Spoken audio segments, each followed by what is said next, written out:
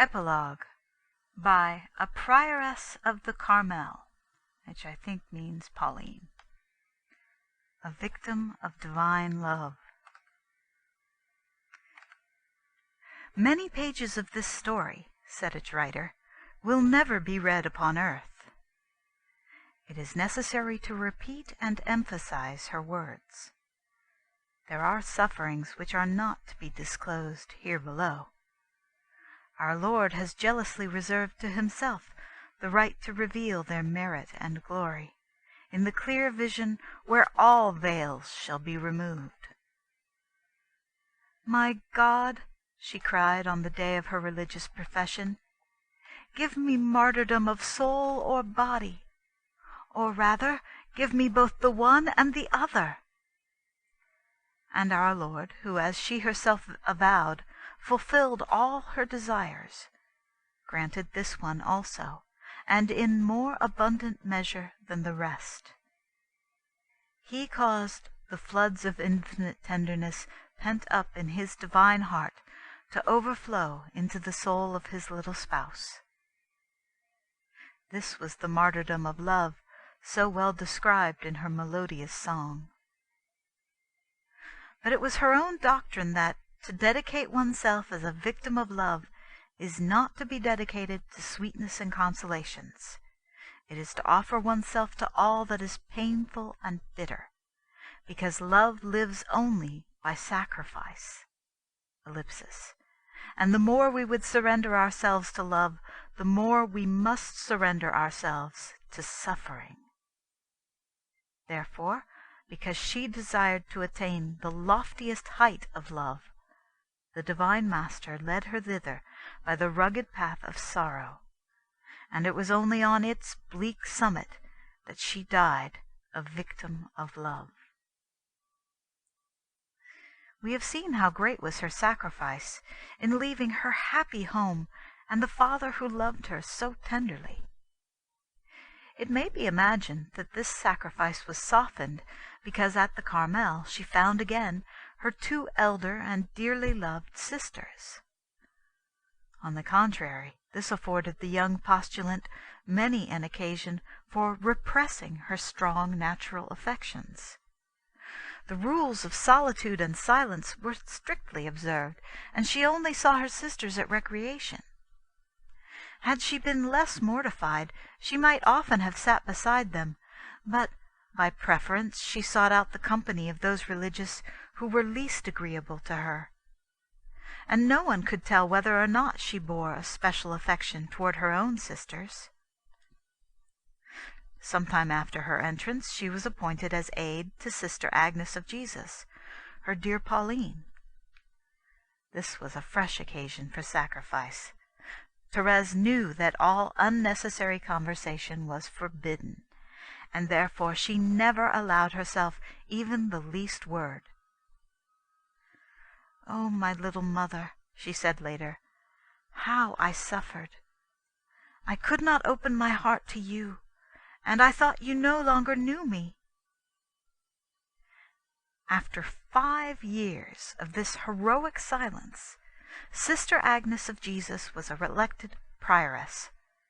On the evening of the election, Thérèse might well have rejoiced that henceforth she could speak freely to her little mother, and as of old pour out her soul. But sacrifice had become her daily food. If she sought one favor more than another, it was that she might be looked on as the lowest and the least. And among all the religious, not one saw less of the Mother Prioress. She desired to live the life of Carmel with all the perfection required by Saint Teresa, and though a martyr to habitual dryness, her prayer was continuous. On one occasion, a novice entering her cell was struck by the heavenly expression of her countenance. She was sewing industriously, and yet seemed lost in deep contemplation. "What are you thinking of?" the young sister asked. "I am meditating on the Our Father," Thérèse answered. "It is so sweet to call God our Father, and tears glistened in her eyes. Another time she said, "I cannot well see what more I shall have in heaven than I have now. I shall see God, it is true, but as to being with him, I am that already, even on earth." The flame of divine love consumed her, and this is what she herself relates. "A few days after the oblation of myself to God's merciful love, I was in the choir beginning the way of the cross, when I felt myself suddenly wounded by a dart of fire so ardent that I thought I should die. I do not know how to explain this transport.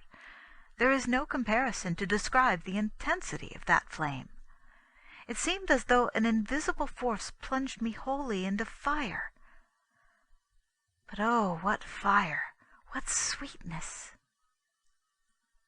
When Mother Prioress asked her if this rapture was the first she had experienced, she answered simply, "Dear Mother, I have had several transports of love, and one in particular during my novitiate, when I remained for a whole week far removed from this world. It seemed as though a veil were thrown over all earthly things. But I was not then consumed by a real fire. I was able to bear those transports of love without expecting to see the ties that bound me to earth give way. Whilst on the day of which I now speak, 1 minute, 1 second more, and my soul must have been set free. Alas, I found myself again on earth, and dryness at once returned to my heart." True, the divine hand had withdrawn the fiery dart, but the wound was unto death. In that close union with God, Thérèse acquired a remarkable mastery over self. All sweet virtues flourished in the garden of her soul, but do not let us imagine that these wondrous flowers grew without effort on her part. In this world there is no fruitfulness without suffering, either physical pain, secret sorrow, or trials, known sometimes only to God. When good thoughts and generous resolutions have sprung up in our souls through reading the lives of the saints, we ought not to content ourselves, as in the case of profane books, with paying a certain tribute of admiration to the genius of their authors. We should rather consider the price which doubtless they have paid for that supernatural good they have produced. A quote from Dom Guéranger. And if today Thérèse transforms so many hearts, and the good she does on earth is beyond reckoning, we may well believe she bought it all at the price with which Jesus bought back our souls, by suffering and the cross. Not the least of these sufferings was the unceasing war she waged against herself, refusing every satisfaction to the demands of her naturally proud and impetuous nature. While still a child, she had acquired the habit of never excusing herself or making a complaint. At the Carmel she strove to be the little servant of her sisters in religion, and in that same spirit of humility she endeavored to obey all without distinction. One evening during her illness, the community had assembled in the garden to sing a hymn before an altar of the Sacred Heart. Soeur Thérèse, who was already wasted by fever, joined them with difficulty, and arriving quite exhausted, was obliged to sit down at once. When the hymn began, one of the sisters made her a sign to stand up. Without hesitation, the humble child rose, and in spite of the fever and great oppression from which she was suffering, remained standing to the end. The infirmarian had advised her to take a little walk in the garden for a quarter of an hour each day. This recommendation was to her a command. One afternoon a sister, noticing what an effort it cost her, said, "Sœur Thérèse, you would do much better to rest. Walking like this cannot do you any good. You only tire yourself." "That is true," she replied. "But do you know what gives me strength? I offer each step for some missionary. I think that possibly, over there, far away, one of them is weary and tired in his apostolic labors, and to lessen his fatigue, I offer mine to the good God." She gave her novices some beautiful examples of detachment. One year the relations of the sisters and the servants of the convent had sent bouquets of flowers for Mother Prioress's feast. Thérèse was arranging them most tastefully, when a lay sister said crossly, "It is easy to see that the large bouquets have been given by your friends. I suppose those sent by the poor will again be put in the background." A sweet smile was the only reply, and notwithstanding the unpleasing effect, she immediately put the flowers sent by the servants in the most conspicuous place. Struck by admiration, the lay sister went at once to the prioress to accuse herself of her unkindness, and to praise the patience and humility shown by Sœur Thérèse. After the death of Thérèse, that same sister, full of confidence, pressed her forehead against the feet of the saintly nun, once more asking forgiveness for her fault. At the same instant she felt herself cured of cerebral anemia, from which she had suffered for many years, and which had prevented her from applying herself either to reading or mental prayer. Cerebral anemia means a reduced blood flow to the brain. Far from avoiding humiliations, Sœur Thérèse sought them eagerly, and for that reason she offered herself as aid to a sister whom she well knew was difficult to please, and her generous proposal was accepted. One day, when she had suffered much from this sister, a novice asked her why she looked so happy. Great was her surprise on receiving the reply, "It is because Sister N has just been saying disagreeable things to me. What pleasure she has given me! I wish I could meet her now and give her a sweet smile."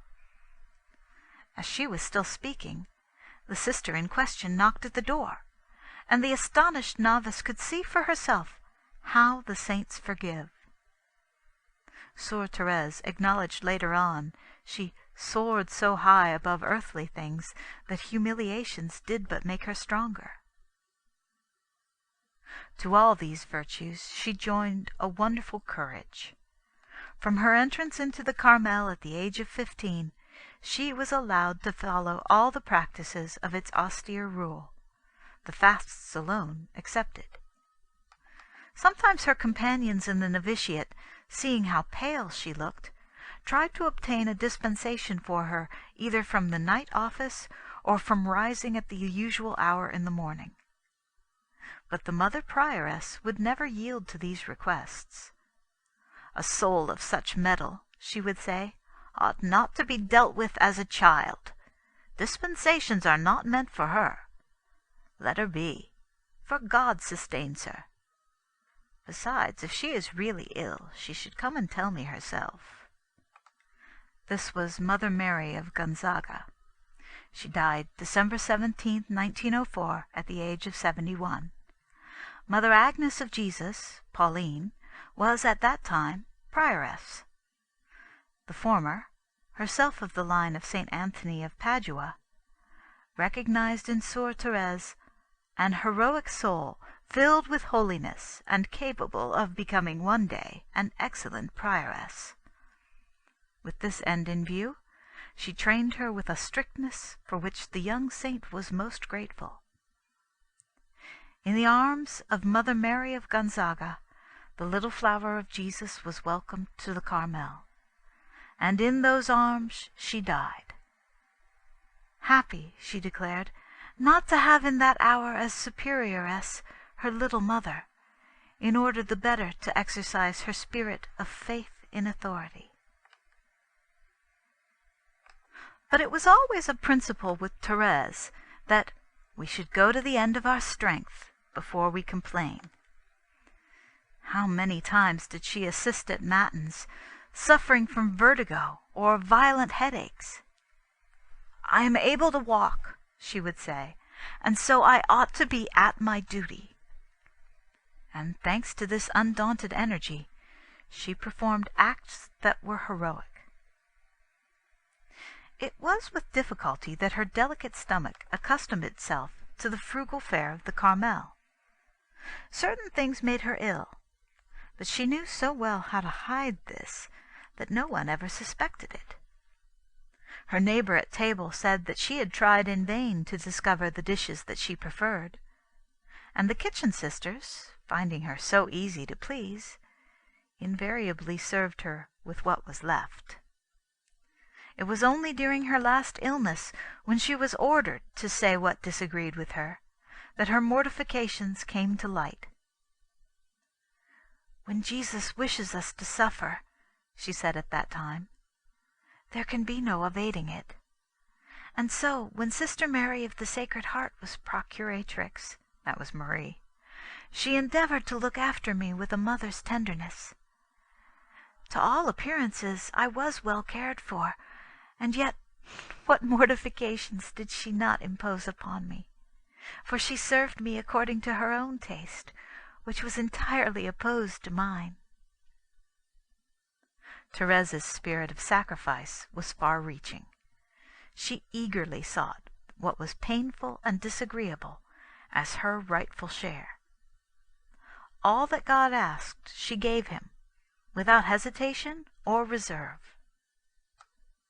"During my postulancy," she said, "it cost me a great deal to perform certain exterior penances customary in our convents, but I never yielded to these repugnances. It seemed to me that the image of my crucified Lord looked at me with beseeching eyes, and begged these sacrifices." Her vigilance was so keen that she never left unobserved any little recommendations of the Mother Prioress, or any of the small rules which render the religious life so meritorious. One of the old nuns, having remarked her extraordinary fidelity on this point, ever afterward regarded her as a saint. Soeur Thérèse was accustomed to say that she never did any great penances. That was because her fervor counted as nothing the few that were allowed her. It happened, however, that she fell ill through wearing for too long a time a small iron cross studded with sharp points that pressed into her flesh. "Such a trifle would not have caused this," she said afterwards, "if God had not wished thus to make me understand that the greater austerities of the saints are not meant for me, nor for the souls that walk in the path of spiritual childhood." "The souls that are the most dear to my Father," our Lord once said to Saint Teresa, "are those he tries the most, and the greatness of their trials is the measure of his love." Thérèse was a soul most dear to God, and he was about to fill up the measure of his love by making her pass through a veritable martyrdom. The reader will remember the call on Good Friday, April 3rd, 1896, when, to use her own expression, she heard the distant murmur which announced the approach of the bridegroom. But she had still to endure long months of pain before the blessed hour of her deliverance. On the morning of that Good Friday she made so little of the hemorrhage of the previous night that Mother Prioress allowed her to practice all the penances prescribed by the rule for that day. In the afternoon a novice saw her cleaning windows. Her face was lividly pale, and in spite of her great energy, it was evident that her strength was almost spent. Seeing her fatigue, the novice, who loved her dearly, burst into tears, and begged leave to obtain her some little reprieve. But the young novice mistress strictly forbade her, saying that she was quite able to bear this slight fatigue on the day on which Jesus had suffered and died. Soon a persistent cough made the mother prioress feel anxious. She ordered Sœur Thérèse a more strengthening diet, and the cough ceased for some time. "Truly, sickness is too slow a liberator," exclaimed our dear little sister. "I can only rely upon love." She was strongly tempted to respond to the appeal of the Carmelites of Hanoi, who much desired to have her, and began a novena to the venerable Théophane Vénard to obtain her cure. But alas, that novena proved but the beginning of a more serious phase of her malady. Like her divine master, she passed through the world doing good. Like him, she had been forgotten and unknown, and now, still following in his footsteps, she was to climb the hill of Calvary. Accustomed to see her always suffering, yet always joyous and brave, Mother Prioress, doubtless inspired by God, allowed her to take part in the community exercises, some of which tired her extremely. At night she would courageously mount the stairs alone, pausing at each step to take a breath. It was with difficulty that she reached her cell, and then in so exhausted a state that sometimes, as she avowed later, it took her quite an hour to undress. After all this exertion, it was upon a hard pallet that she took her rest. Her nights, too, were very bad, and when asked if she would not like someone to be near her in her hours of pain, she replied, "Oh, no. On the contrary, I am only too glad to be in a cell away from the sisters, that I may not be heard. I am content to suffer alone. As soon as I am pitied and loaded with attentions, my happiness leaves me." What strength of soul these words betray! Where we find sorrow, she found joy. What to us is hard to bear, being overlooked and ignored by creatures, became to her a source of delight. And her divine spouse knew well how to provide that bitter joy she found so sweet. Painful remedies often had to be applied. One day, when she had suffered from them more than usual, she was resting in her cell during recreation, and overheard a sister in the kitchen speaking of her thus: "Sœur Thérèse will not live long, and really, sometimes, I wonder what our mother prioress will find to say about her when she dies. She will be sorely puzzled, for this little sister, amiable as she is, has certainly never done anything worth speaking about." The infirmarian, who had also overheard the remark, turned to Thérèse and said, "If you relied upon the opinion of creatures, you would indeed be disillusioned today." "The opinion of creatures?" she replied. "Happily, God has given me the grace to be absolutely indifferent to that. Let me tell you something which showed me once and for all how much it is worth. A few days after my clothing, I went to our dear mother's room, and one of the sisters who happened to be there said on seeing me, 'Dear mother, this novice certainly does you credit. How well she looks! I hope she may be able to observe the rule for many years to come.' I was feeling decidedly pleased at this compliment, when another sister came in, and looking at me said, 'Poor little Sœur Thérèse, how very tired you seem! You will not be able to keep the rule very long.' I was then only 16, but this little incident made such an impression on me that I never again set store on the varying opinion of creatures. On another occasion, someone remarked, 'It is said that you have never suffered much.' Smiling, she pointed at a glass containing medicine of a bright red color. "You see this little glass?" she said. "One would suppose that it contained a most delicious draught, whereas in reality it is more bitter than anything else I take. This is the image of my life. To others it has been all rose color. They have thought that I continually drank of a most delicious wine, and yet to me it has been full of bitterness. I say bitterness, and yet my life has not been a bitter one, for I have learned to find my joy and sweetness in all that is bitter." "You are suffering very much just now, are you not?" "Yes, but then I have so longed to suffer." "How it distresses us to see you in such pain, and to think that it may increase," said her novices. "Oh, do not grieve about me.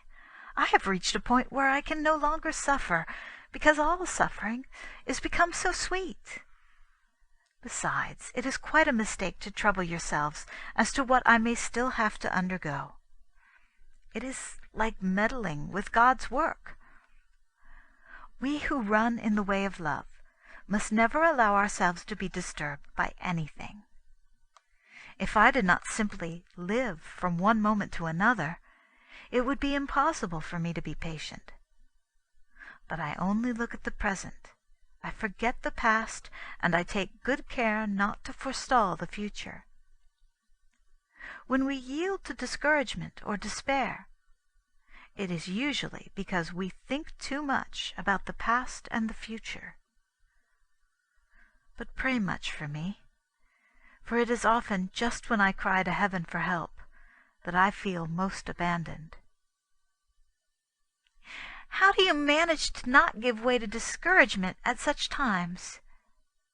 "I turn to God and all His saints, and thank them notwithstanding. I believe they want to see how far my trust may extend. But the words of Job have not entered my heart in vain. Even if God should kill me, I would still trust in Him. I own it has taken a long time to arrive at this degree of self-abandonment, but I have reached it now, and it is the Lord Himself who has brought me there." Another time she said, "Our Lord's will fills my heart to the brim, and hence, if anything else is added, it cannot penetrate to any depth, but like oil on the surface of limpid waters, glides easily across.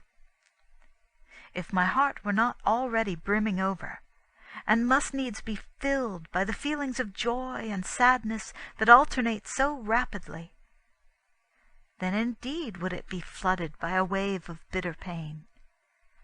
But these quick succeeding changes scarcely ruffle the surface of my soul, and in its depths there reigns a peace that nothing can disturb."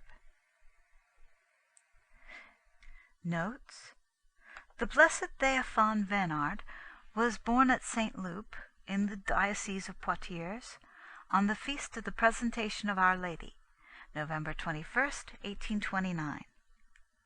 He was martyred at Quecho, Tonking, on the feast of the Presentation of Our Lord, February 2nd, 1861, at the age of 32.